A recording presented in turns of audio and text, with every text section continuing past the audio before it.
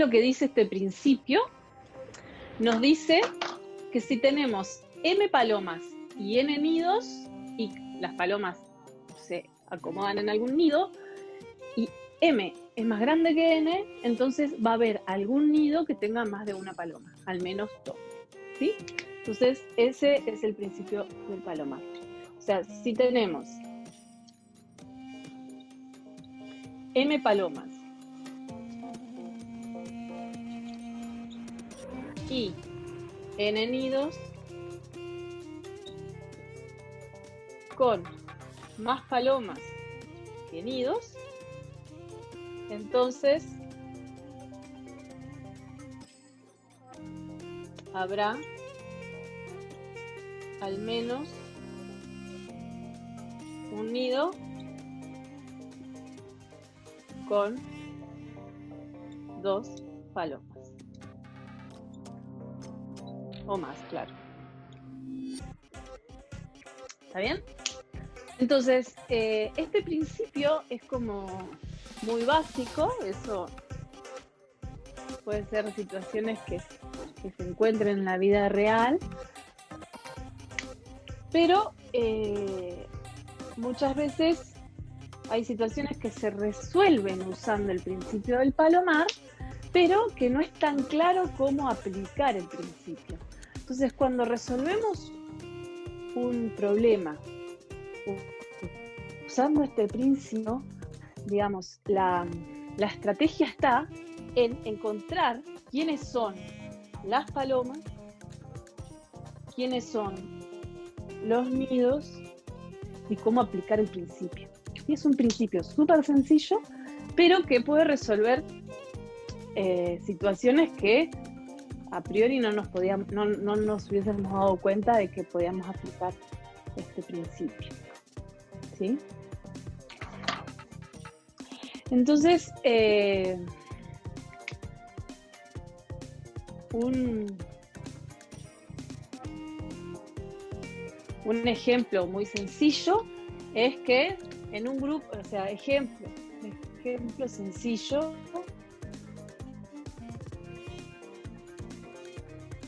si tenemos un grupo de 32 personas, sabemos que habrá 2 que cumplen el mismo día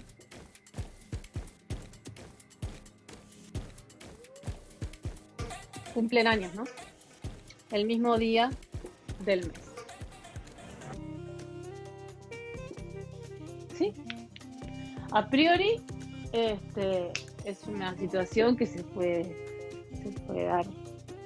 No está matematizada, pero si nosotros decimos, bueno, a ver, el grupo de estas 32 personas, ¿sí?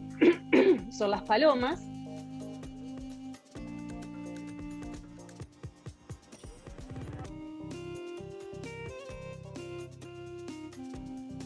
O sea, las personas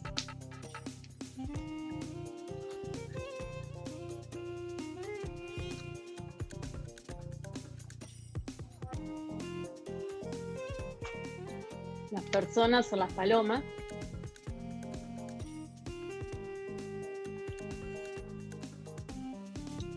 ¿Sí? O sea que, pongámosle que es el conjunto A, ¿sí? Y el conjunto A tiene 32 elementos. Y los nidos, ¿quiénes son? Los días del mes. ¿Cuántas posibilidades tenemos? Y bueno, hay meses que tienen 30 días, hay meses que tienen 28, hay meses que tienen 31. O sea, pero no hay meses que tienen 32. O sea, es que los posibles días del mes son, es un conjunto B que es del 1 al 31.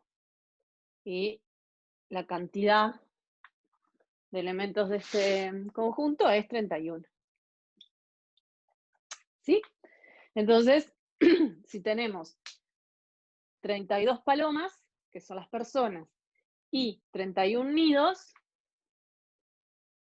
y a cada paloma se le asocia un nido, o sea, va a estar en un nido, es decir, cada persona nació en algún día, si no, no sería persona. Entonces,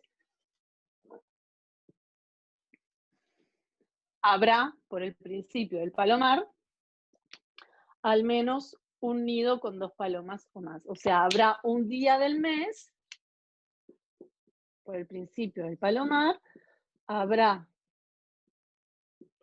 un día del mes que corresponde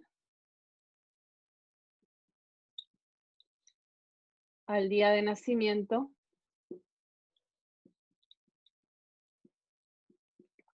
de 2 personas. Por ejemplo, ahora somos 16. 16 personas, bueno, en realidad somos 15 porque yo estoy doble. Entonces, por el principio del palomar, podemos asegurar que 2 de nosotros, de este grupo, nacieron el mismo mes del año. ¿Sí? También, por principio del palomar. ¿Sí? O sea. Entonces, hay hay una expresión del principio del palomar un poquito más con formulaciones más matemáticas que las palomas. Y es con funciones, ¿sí? O sea, otra forma de escribir esto es que si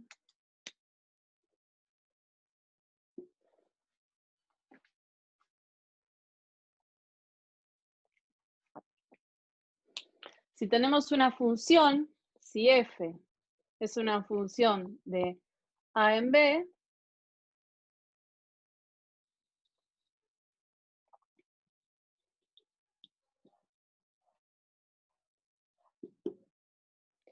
y el cardinal de a es mayor que el cardinal de b,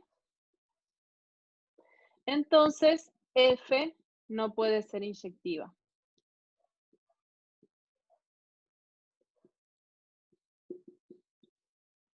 ¿Sí? Entonces, esta es otra formulación del principio del palomar. ¿Sí? O sea, en este caso, entonces, en este caso, ¿quiénes son las palomas y quiénes son los nidos? Si tenemos una función de 2 conjuntos A y B, y la cantidad de elementos que tiene A es mayor que la cantidad de elementos que tiene B, entonces F no puede ser inyectiva.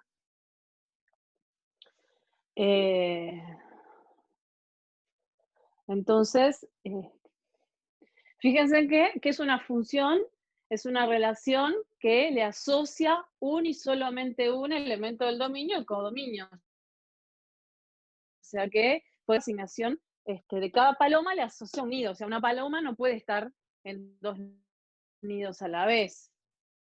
Un nido sí puede tener 2 palomas a la vez. O sea, A serían las palomas y B los nidos. ¿Sí? Y M y N son las cantidades de elementos que tiene ese nido. Y el hecho de decir que habrá al menos un nido con 2 palomas o más, quiere decir que F no puede ser inyectiva. O sea que haya, que 2 palomas, ¿sí? Vayan al mismo nido, no, o sea, no, puede pasar que 2 palomas distintas vayan al mismo nido. ¿Sí? Bien. Bueno, entonces ese es el principio del palomar. No sé si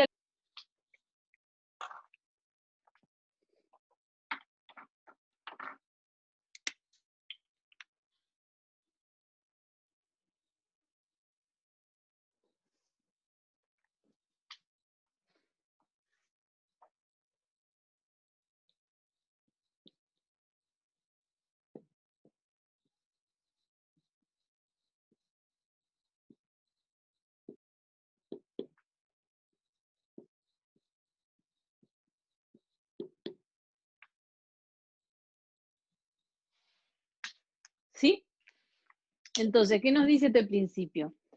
Nos dice que si tenemos un conjunto S,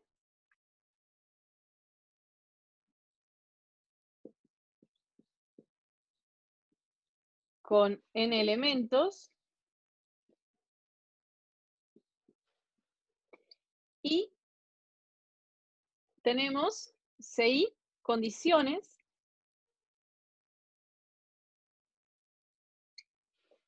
que pueden o no cumplir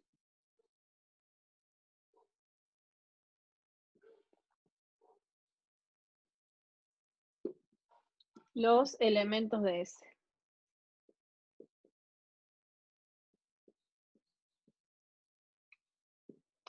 Entonces, anotamos como n S1 los elementos de S que verifican la condición C1. ¿Sí? Pero bueno, n de C2 los elementos de S que verifican la condición 2. Y esto lo podemos hacer para todas las condiciones que tengamos. ¿Sí? O sea, supongamos que tenemos T condiciones.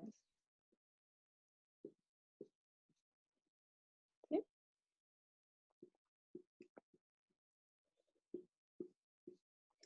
Y después denotamos N, CI, CJ, los elementos de S que verifican CI y CJ. Algunos de estos elementos que verifican CI van a verificar CJ y otros no. ¿Está bien? Entonces, los que verifican las dos, lo anotamos así. ¿Está bien? Y J desde 1 hasta T. Y bueno, y así hasta que se nos acaben las condiciones. Al final vamos a tener NS1, NST, que son los elementos de S que verifican todas las condiciones.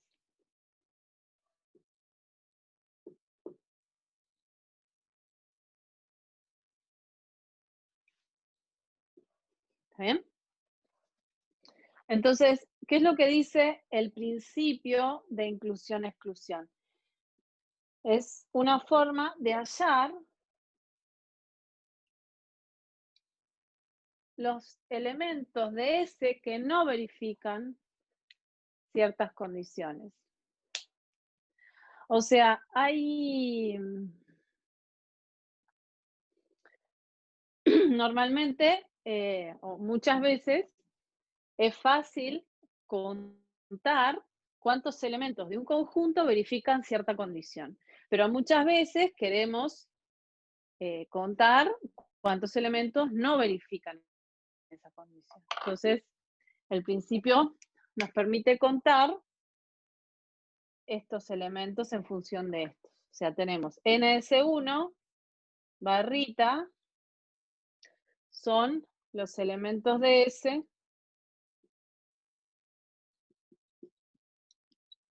que no verifican C1. ¿Se lee ahí? Capaz que le puse muy chiquito. Está un poco chico, sí. Está.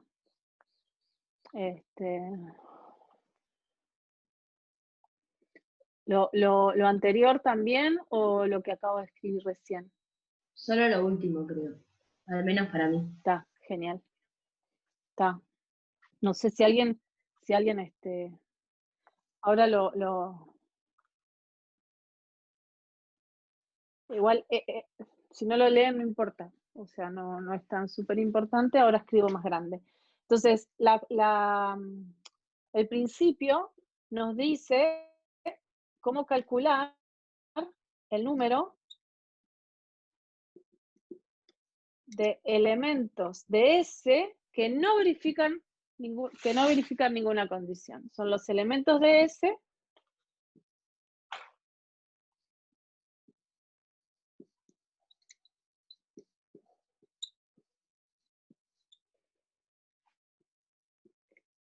que no verifican C1 ni C2, no verifican, no verifican C1, C2 ni CT. ¿Sí?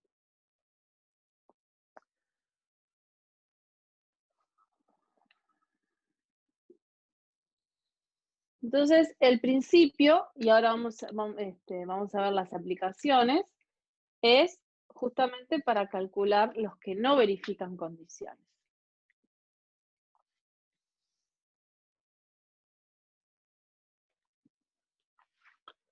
¿Sí? Entonces,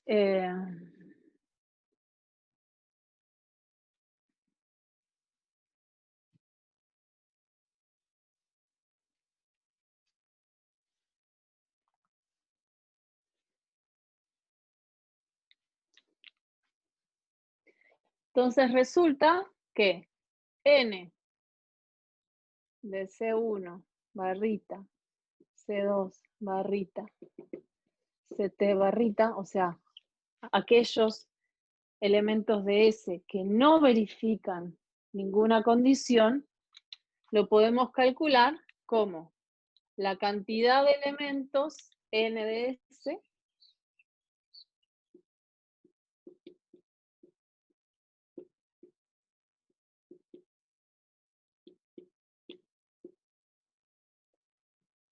menos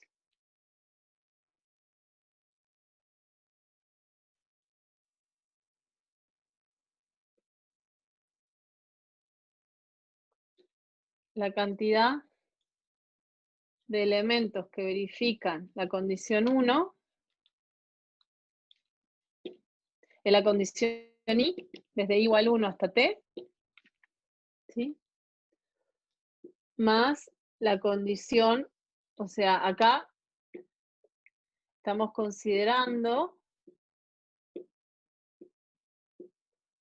todos los que verifican una condición. Estos son los que verifican dos condiciones, ¿sí? Y vamos alternando la suma, ¿sí? En la prueba se ve como, por ejemplo, si tomamos todos los elementos y sacamos los que verifican una condición, y hay un elemento que verifica más de una condición, lo estamos sacando más veces. Entonces, por eso lo volvemos a agregar, ¿sí? Entonces, esta suma alternada va ajustando ese desajuste que se va creando al ir sacando. Entonces, cuando sacamos los elementos que verifican una sola condición, tenemos que agregar los que verifican dos, y después quitar los que verifican tres, y así sucesivamente hasta llegar a...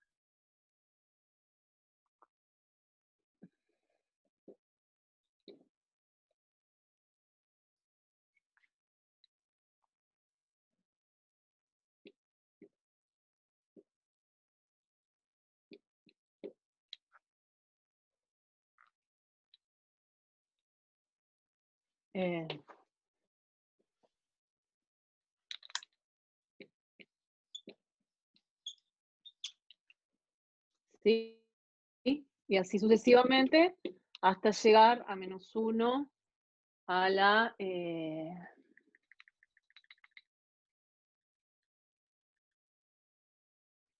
no sé si... No sé, no lo escriben. Bueno, hasta llegar a -1 a la...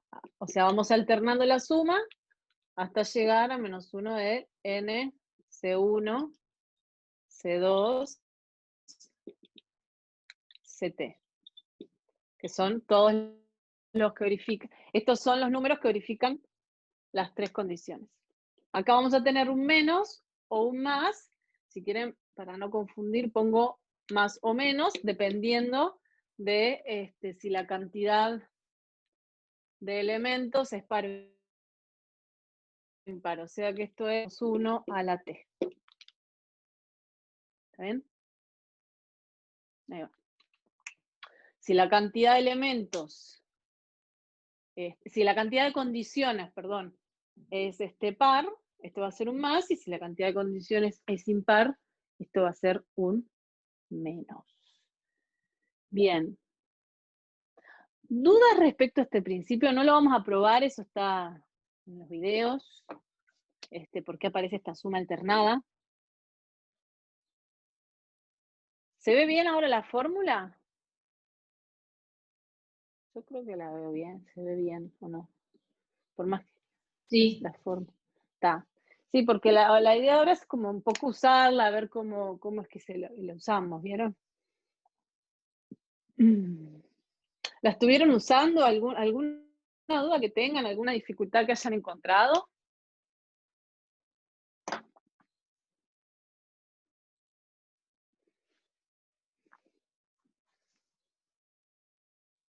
¿No? ¿Seguimos?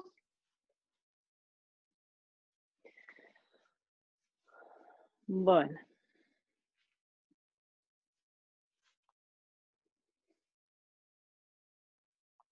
Entonces, vamos a ver 3 aplicaciones de este principio. Bueno, vamos a repasar, ¿no? No estamos viendo nada. 3 aplicaciones de este principio.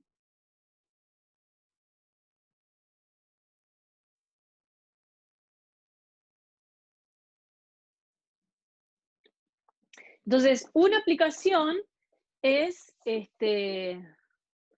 hallar soluciones enteras no negativas de una condición con condiciones, desigualdades. ¿Está bien? Voy a dejar la fórmula ahí arriba y voy a poner acá lo que vamos a hacer.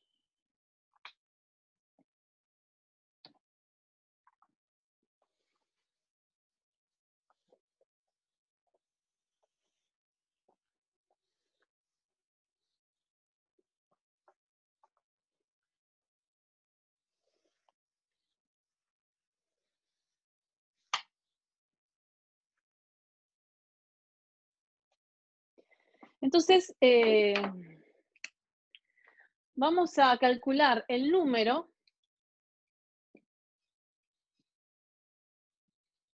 de soluciones enteras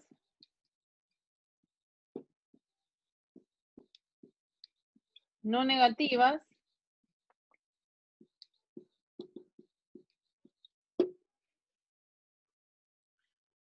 de la ecuación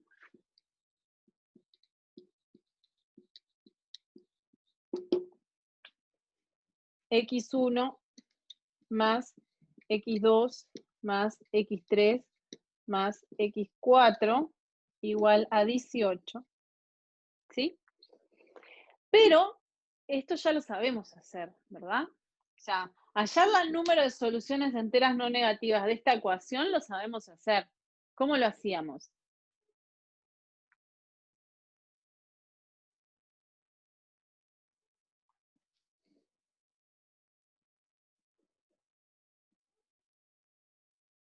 ¿Cómo calculamos el número? Ah, perfecto, Nicolás. Sí, exacto. ¿Se acuerdan que teníamos teníamos 3 equivalencias con las combinaciones con repetición? Que hallar las soluciones de esta ecuación a hacer combinaciones de repetición, o lo que era poner bolitas del mismo color en diferentes canastitos, ¿sí? Esto es como decir, bueno, tengo 18 bolitas y las quiero poner en 4 recipientes. ¿Cómo hago? Entonces, esto, digamos, la cantidad de soluciones enteras no negativas de la solución, o sea, vamos a poner n número de soluciones enteras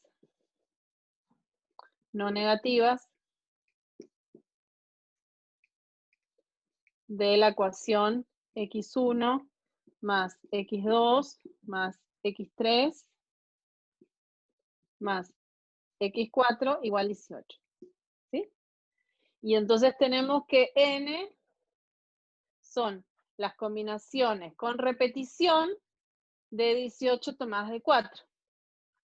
¿Bien? Y eso, lo que hacíamos era hacer 18 más 4 menos 1.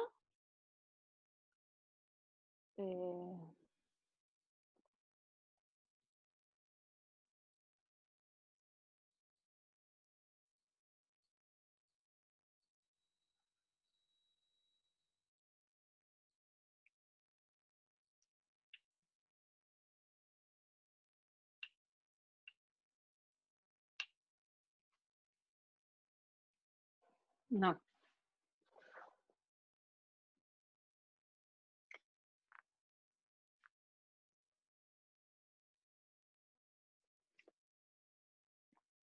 ¿Sí?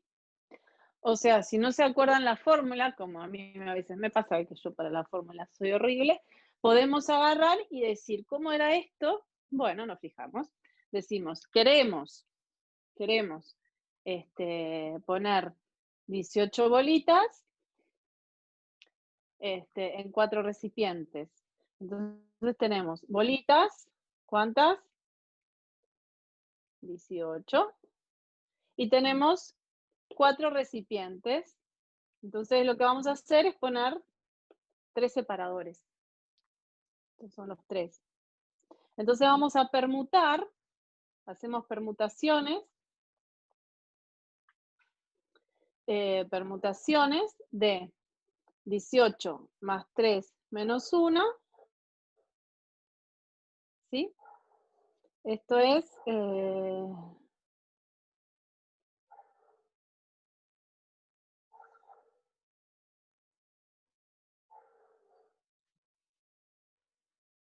sea, es permutar todo, ¿no? Que es hacer 18 más 3 menos 1, es 20 factorial. Perdón, 28 más 4 menos 1, o sea, son este 3 es 4 menos 1, o sea, es 21 factorial, pero lo que hacemos es dividir por 18 factorial y por 3 factorial.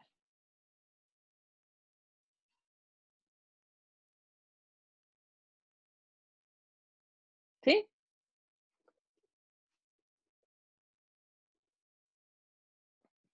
Y esto es el número combinatorio de 21 tomado de 18 o el complementario que es 21 tomado de 3. ¿Sí? Bueno.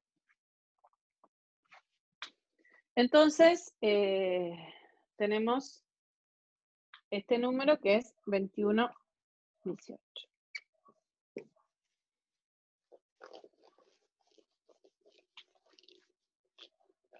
Ahora, está bien.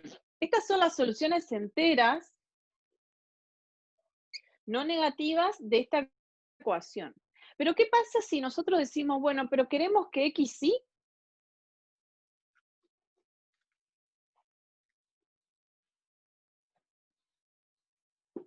Tenga algunas restricciones. En este caso vamos a pedir que X sí sea menor o igual que 7. ¿Está bien?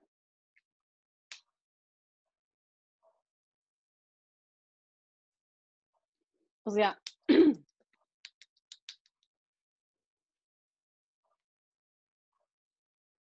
ahora le estamos poniendo una restricción. Entonces, ¿cómo podemos usar el principio de inclusión-exclusión para calcular el número de soluciones enteras no negativas de esta ecuación con esta restricción? ¿Sí? Vamos a usar esto.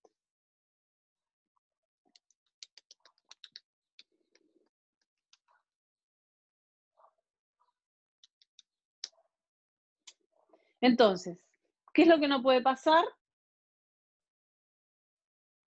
es que XY sea mayor que 8. Entonces, podemos llamar a C sub I la condición, ¿sí? O sea, solución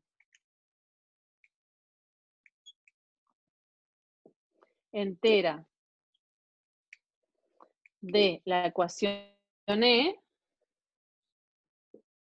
vamos a llamarle E para no escribirla de vuelta, con XY mayor o igual que 8. ¿Sí? O sea, tenemos C1, la cantidad de soluciones que verifican que XY es mayor o igual que 8. ¿Sí? O sea, NCI es el número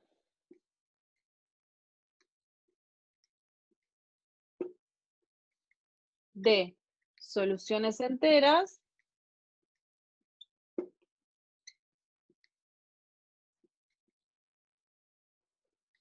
de E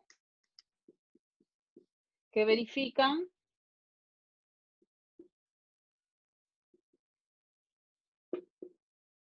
XY es mayor o igual que 8. ¿Está bien? Entonces, ¿qué nos está pidiendo el ejemplo, digamos? Tenemos que calcular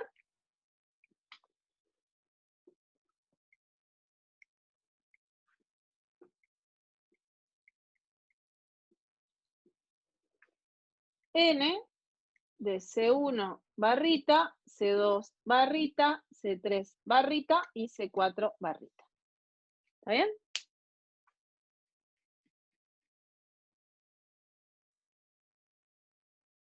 ¿Sí? ¿Hasta acá? ¿Alguna duda?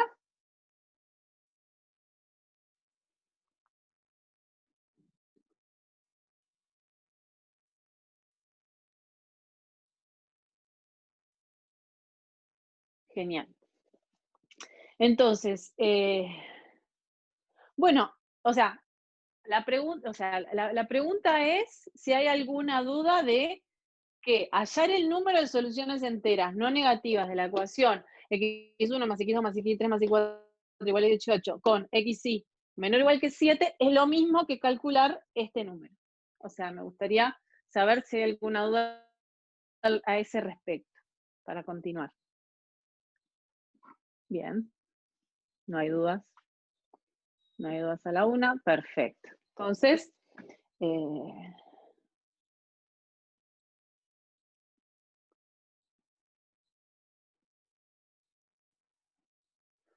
vamos a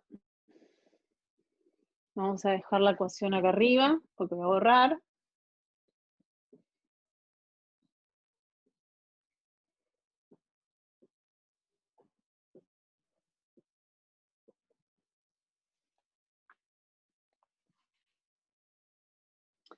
Entonces,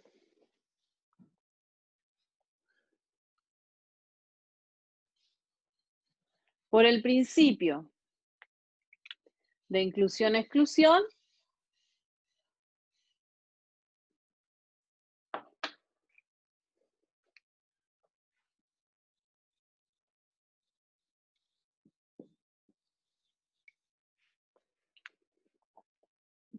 tenemos que N, C1 barrita, C2 barrita, C3 barrita, C4 barrita, es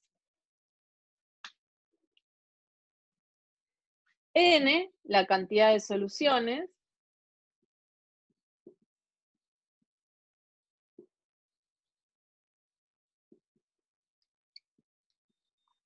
que ya la calculamos, ¿verdad? O sea, este sería el N. Menos N C1 N, C2, N, C3, N, C4,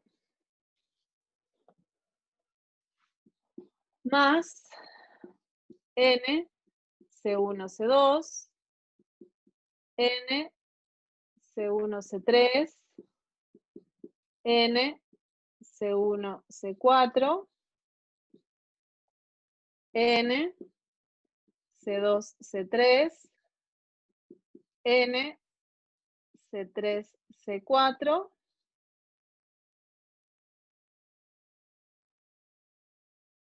perdón, C2, C4, y después tenemos N, C3, C4. ¿Sí? Y después restamos N, C1, C2, C3, bueno, más N, C1, C2, C4,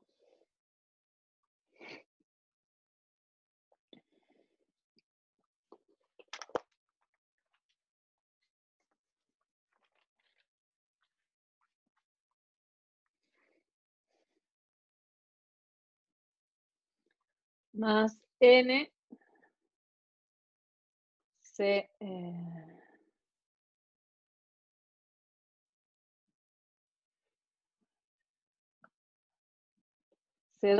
C3, C4, y faltaría uno, acá sacamos C4, acá sacamos C3, acá sacamos C1, C2. N, C1, C3, C4. Y después sumamos N de C1, C2, C3, C4. O sea, en nuestro caso,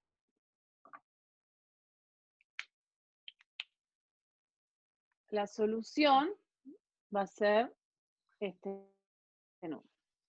Entonces, para calcular, tenemos que hallar cada una de estas condiciones. Entonces, vamos a ir poniendo N, ya esto ya lo calculamos, que es esa 21 combinaciones.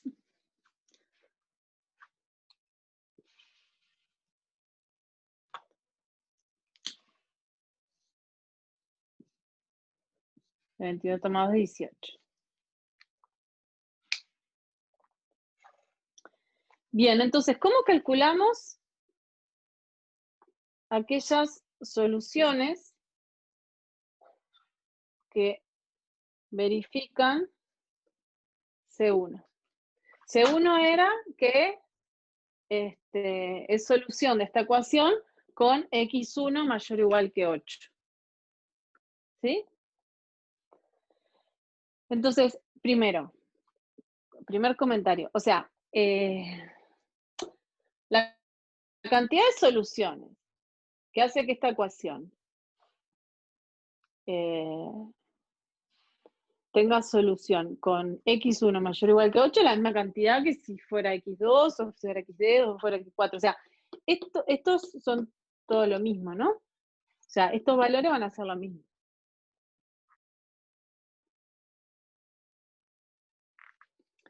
O sea, n de C1,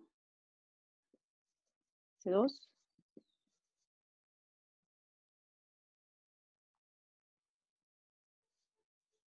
C3, C4.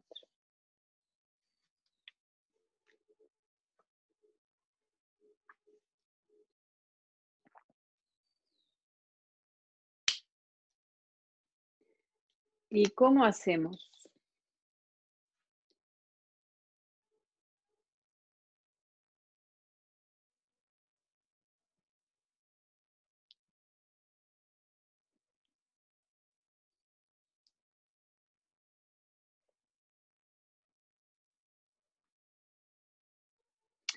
O sea,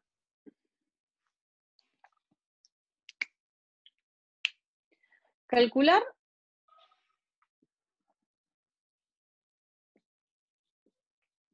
la ecuación x1 más x2 más x3 más x4 igual a 18 con xy mayor o igual a 8 es equivalente a calcular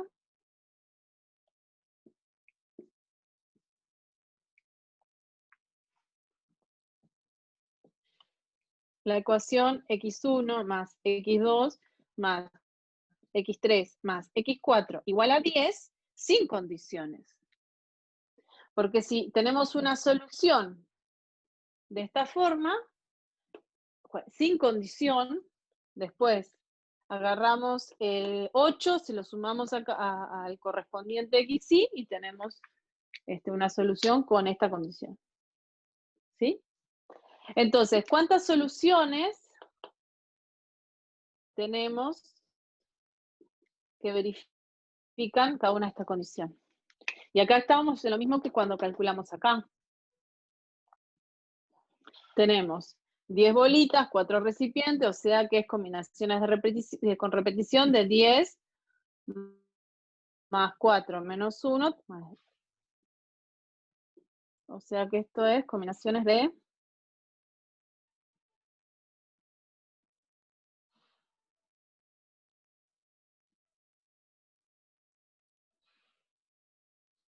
13.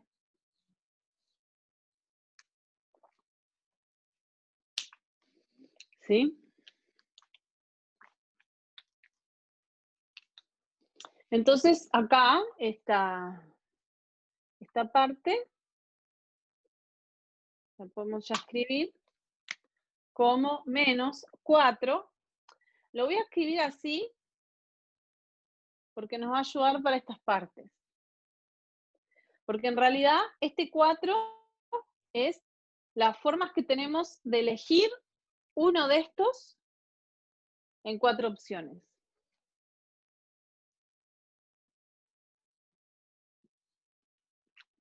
¿Sí? Porque, ¿qué pasa? ¿Qué pasa con estos, si tenemos estos?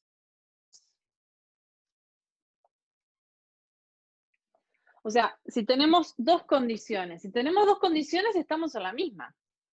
O sea, elegimos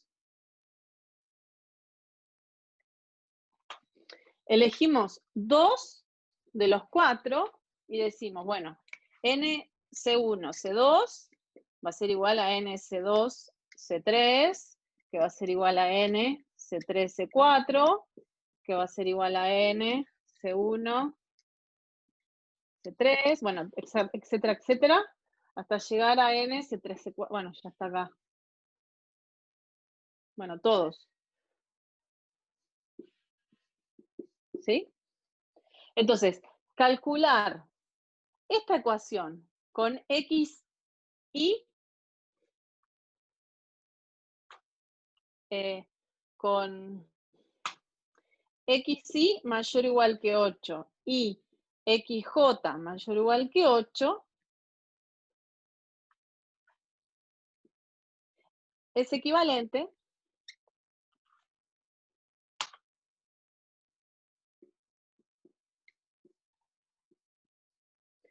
a calcular, ahora, en vez de igual a 10, vamos a sacarlo, entonces nos va a quedar igual a 2.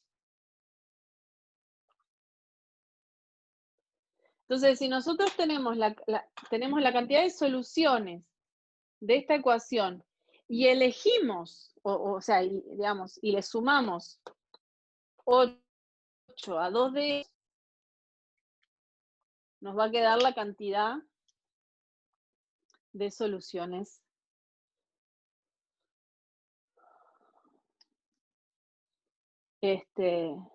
tales que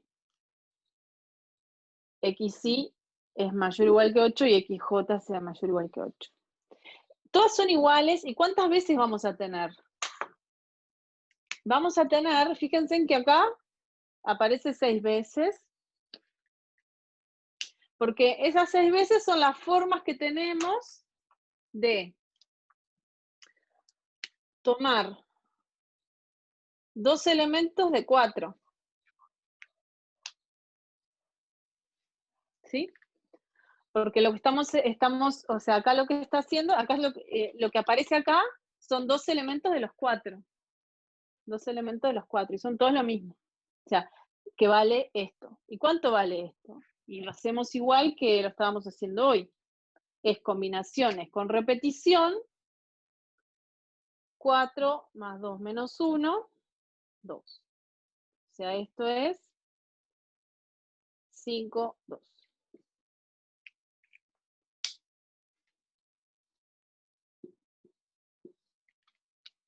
¿Está bien?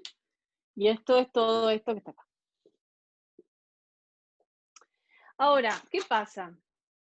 No puede pasar que haya 3 elementos que sea mayor o igual que 8, porque ya nos estaríamos pasando de 24.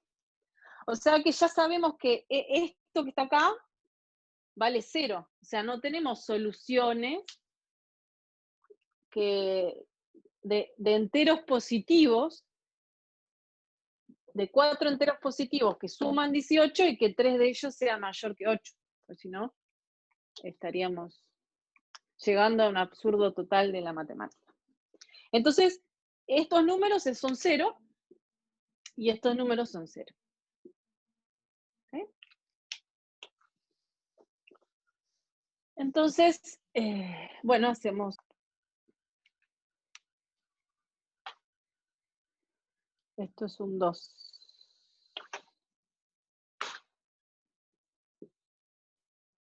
Y a ver ahora.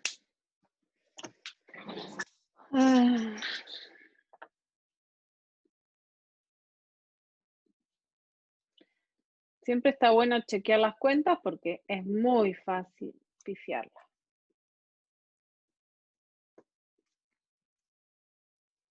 Entonces, ahora nos da lo mismo o no.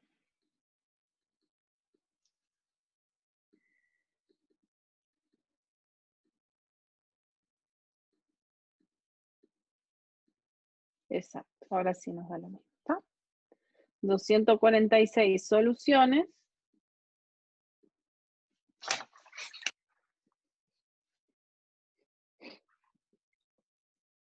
que verifican que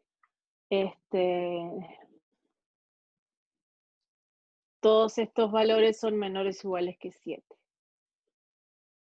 ¿Está bien? El total es 1330, o sea, el n de todas las soluciones, que son 1330, hay 246 en el cual alguno de ellos, que todos son menores o iguales que 7. Bien, ¿dudas hasta acá? ¿Alguna preguntita?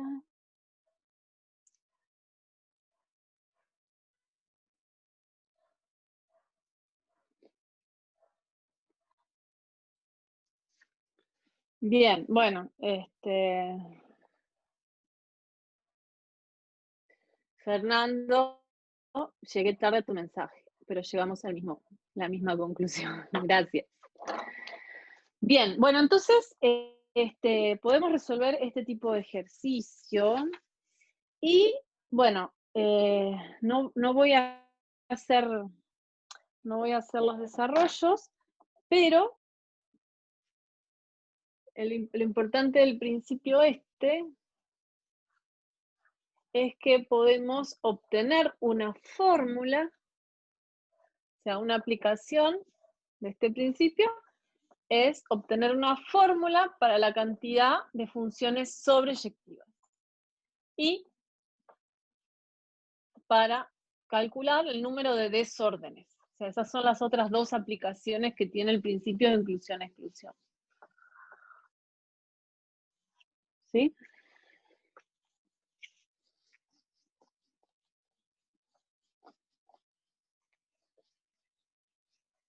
Yo tengo un borrador.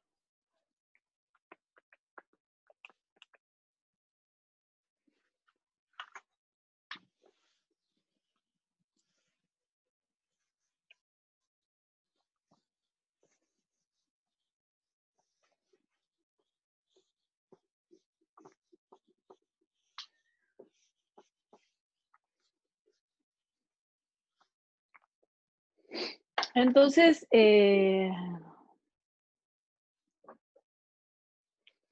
Si tenemos f una función de A y B, donde el cardinal de A,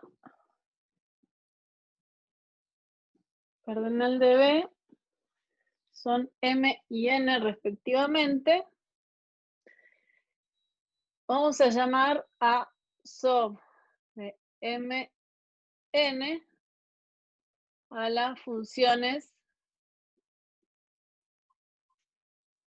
sobreyectivas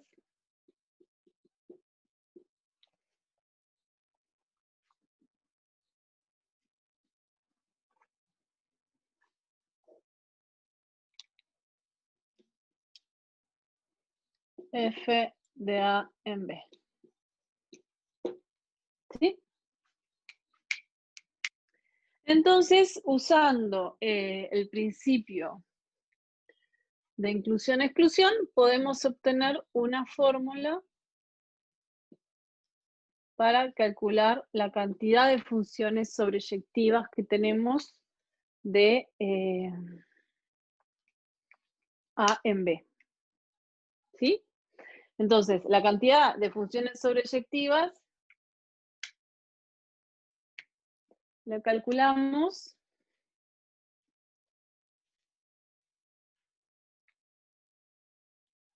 usando el principio de inclusión-exclusión. Tenemos, ¿cuántas funciones tenemos en total? N a la M.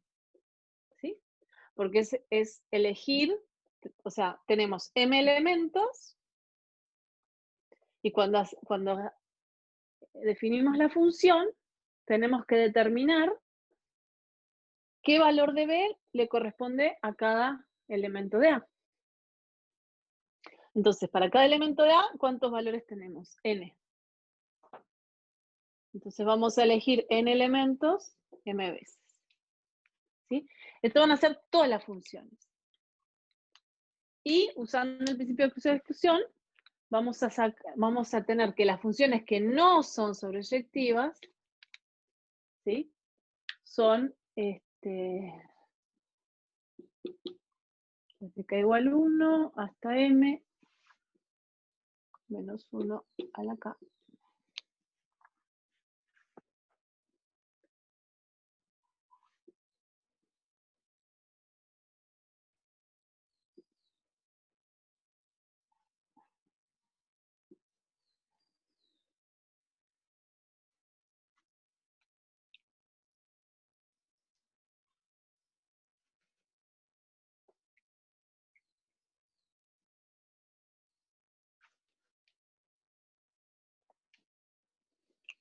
¿Sí?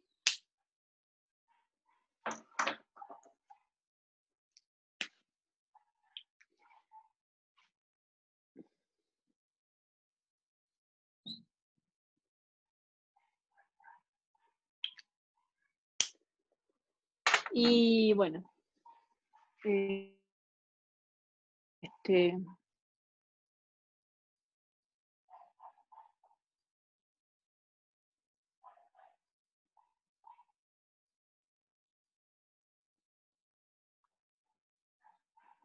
entonces,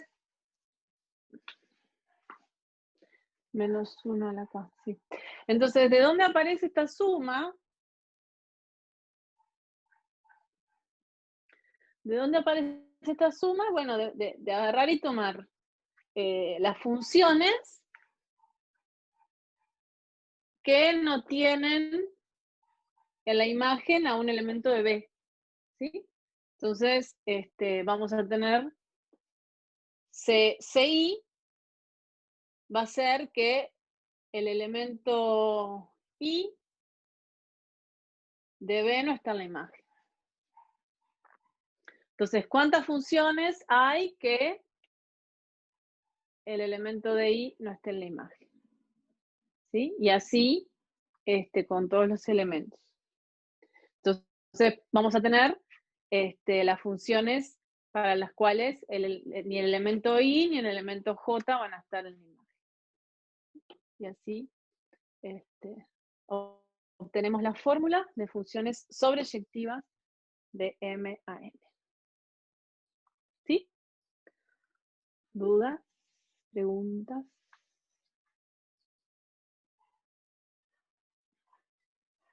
Bueno. Y la otra aplicación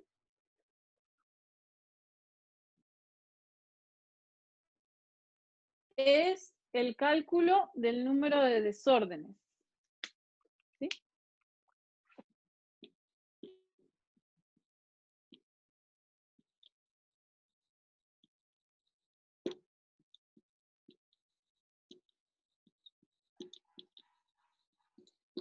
¿Qué es un desorden? Un desorden de tamaño n es cuando nada queda en el lugar que estaba. ¿Sí? Entonces tenemos permutaciones. En una permutación, bueno, podemos mover algunos elementos, pero y otros dejarlos que queden fijos. Entonces, un desorden es cuando ningún elemento vuelve a estar donde estaba inicialmente. ¿Está bien? Entonces, podemos obtener también una fórmula para los desórdenes usando el principio de inclusión-exclusión, que es tomar la cantidad de permutaciones que tenemos, ¿sí? Y después sacarle aquellas permutaciones que dejan al menos un lugar fijo, sin mover. ¿Está bien? Entonces, para no confundir, voy a poner la fórmula general, o sea, tenemos cuántas permutaciones hay de tamaño n, n factorial. ¿Sí? Y a esas permutaciones lo que hacemos, le vamos a sacar las que dejan al menos uno o más fijos. Y bueno, y esas van a ser n factorial sobre k factorial. Que es dejar, acá tenemos menos 1 a la k.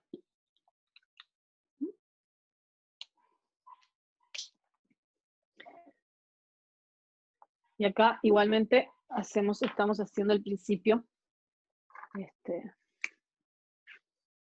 de inclusión-exclusión.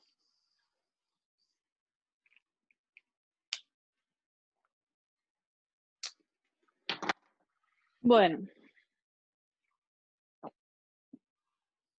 Me voy a sentar. ¿Dudas? No, me voy a sentar en la compu para ver las preguntas que tienen. Ejercicio 16. Hallar la cantidad de permutaciones del número de 1, 2, 3, 4, 5, 6, que cumple que ningún dígito par está en su ubicación original.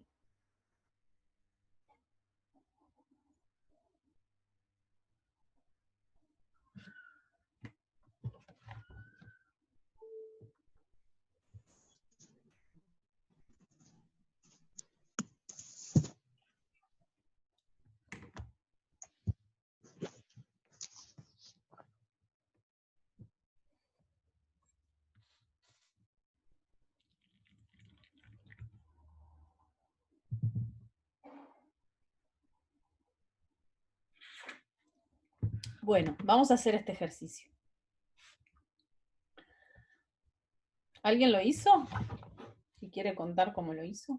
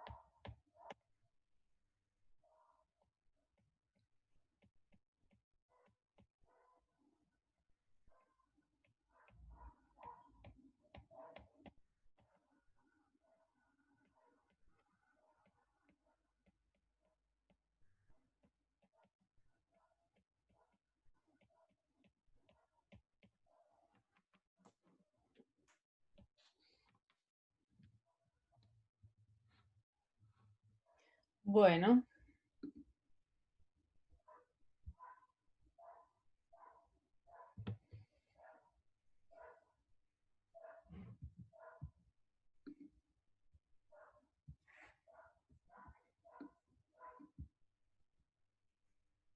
A ver, bien, Matías dice, yo lo hice y puse cada CI es que el elemento está en su posición I. Para todo I, perfecto. Entonces, vamos, eso es lo que a mí también se me ocurre, lo que hizo Matías. Entonces vamos a hacerlo, si bien vamos a hacerlo usando el principio de inclusión-exclusión. ¿Está bien? Matías, vos andás siguiendo el razonamiento y así me decís si hiciste lo mismo y chequeamos que lo hayamos hecho bien. ¿Está bien? ¿Sí? Siempre es bueno chequear. No.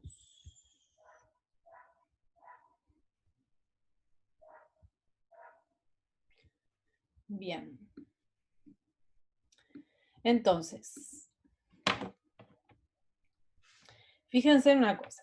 Entonces, ese, el conjunto universal de cosas son cantidad de permutaciones, ¿no?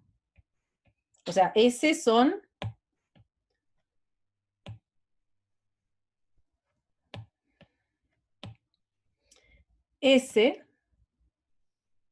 son las permutaciones. Perdonen, hoy estoy muy gaga. Permutaciones de 1, 2, 3, 4, 5, 6.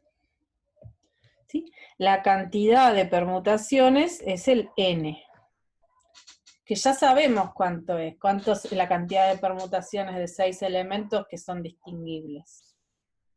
Es 6 factorial, ¿no? Ahora, no queremos hallar la cantidad de permutaciones.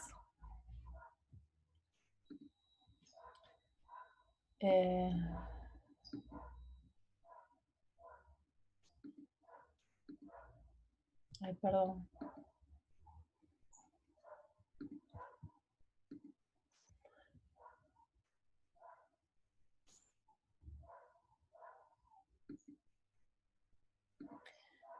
No queremos hallar la cantidad de permutaciones sin restricción. Queremos hallar aquellas que cumplen que ningún dígito par está en su ubicación original. Entonces, vamos a poner condiciones, como hizo Matías también, C1, C1, C2 y C3. C1 es permutaciones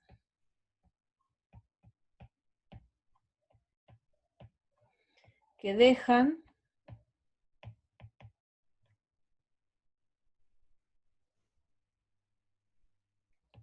a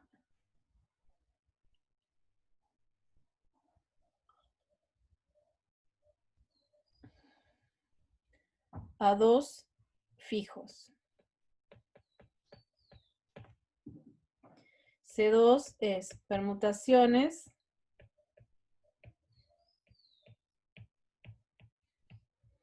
que dejan a 4 fijo. Y C3, permutaciones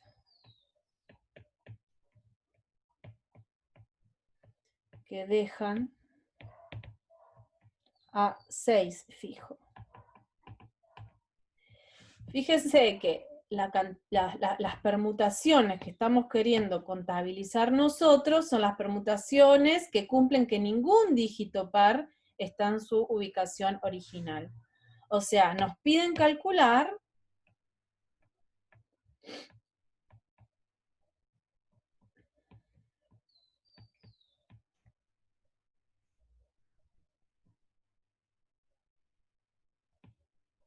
Ay, me quedé sin batería. Bueno, acá volvimos. Vamos a seguir con la cuenta en el pizarro.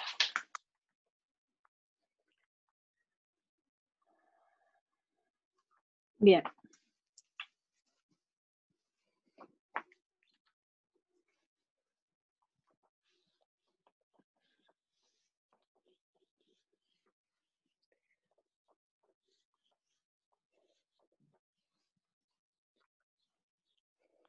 Entonces,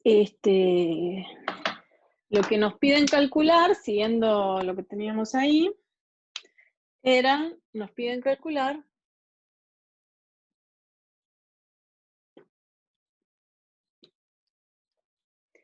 n de C1 barrita, C2 barrita, C3 barrita. ¿Está bien?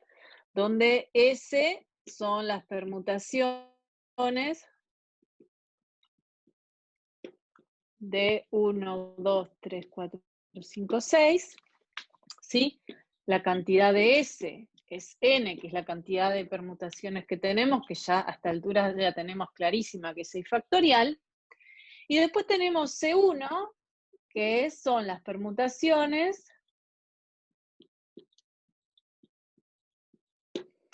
que dejan fijo C2, que dejan fijo 2. Después tenemos C2, que son las permutaciones que dejan fijo 4. Y C3, que son las permutaciones que dejan fijo 6. Entonces, cuando nos piden la cantidad de permutaciones de 1, 2, 3, 4, 5, 6 que cumplen, que ningún dígito par está en su ubicación natural, original, nos está diciendo cuáles son las permutaciones que no verifican ninguna de estas. ¿Está bien? Entonces, tenemos que aplicar el principio de inclusión-exclusión para calcular esto. ¿Sí?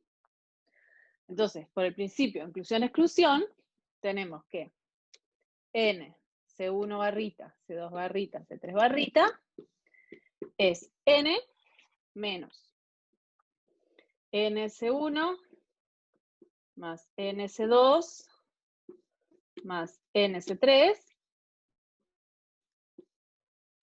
más N C1C2 más N C1C3 más N C2C3 menos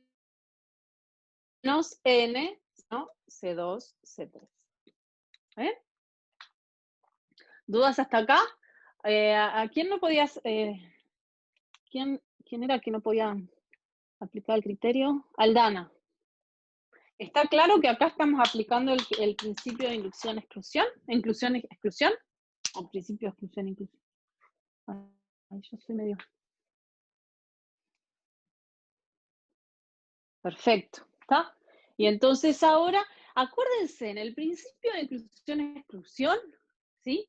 Sirve para calcular este numerito cuando calcular estos numeritos son más fáciles.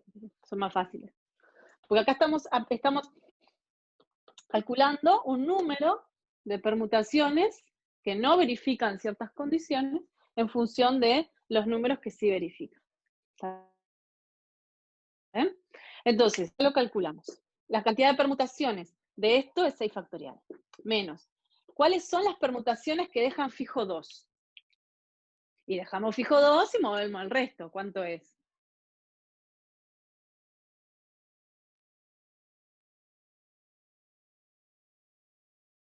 No los escucho. Bueno, es 5 factorial, ¿verdad? 5 factorial, ¿no? Si dejamos fijo 2 y movemos el resto, son 5 factorial. Si dejamos fijo 4, acá es lo mismo. Más 5 factorial, más 5 factorial. Y si dejamos... ahora, ¿qué pasa? Claro, hay algunas permutaciones que cumplan estas dos a la vez. Acá estamos contando... las que... Acá también estamos contando las que también dejan el 4 fijo. Entonces ahora vamos a... quitamos más de una vez. Entonces ahora les agregamos los que verifican estas dos condiciones a la vez. ¿Sí? Entonces acá es lo mismo.